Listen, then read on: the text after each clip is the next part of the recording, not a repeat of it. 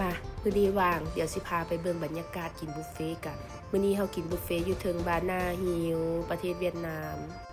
นี่คือบรรยากาศของโรงอาหารอยู่ในบาฮิวเนาะหลังจากที่พากันได้โต๊ะแล้วก็มาเลาะหาของกินมาเบิ่งของกินเลยในนี้จะมีอาหาร400กว่าเยืองให้เลือกกินเลยว่าอยากกินแบบใดผู้ใดมักโซนเนื้อมันก็จะแยกออกให้มันไผมักอาหารทะเลก็จะแยกออกให้หรือโซนผักจะอีกเบื้องหนึ่งเนาะพอดีทิปเฮามาคนนี้ตอนนี้ฮะนะแล้วมันมีทีมงานของไอโนฟิลิปปินส์นำเพิ่นก็จะบ่ได้กินอาหารทะเลบ่ได้กินหมูก็เลยอีกโซนหนึ่งและส่วนตัวเองก็จะปากกินได้ทุกอย่างหั่นล่ะบ่ได้ยกเว้นอีหยังเฮาก็เลือกกินเต็มที่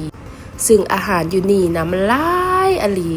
ก็คือว่าหั่นแหละถึงว่าสิหลายซ้ำใดก็กินได้ซ้ำใดก็กินซ้ำนั่นแหละท้องน้อยๆนึงเนาะกินหลายก็สิตุ้ยเพิ่นว่าสิเด้แต่ว่าของหวานบ่ได้กินเลยเพราะว่าคาแต่ไปมกมุ่นอยู่กับหมูปิ้นงัวปิ้นสินะเห็นบ่อันเป็นถาดมันมุนน่ะแซ่บๆเขาเอิ้นถาดไข่แต่ว่าเป็นอาหารของเวียดนามนี่บรรยากาศในร้านอาหารเนาะในบ่อนที่เฮาไปกินบุฟเฟ่ต์มันสิใหญ่อหลีเขาจะแยกโซนให้อันนี้ก็เลาะแต่โซนเดียวได้นี่ซึ่งตัวนี้มันจะมีอยู่3ชั้น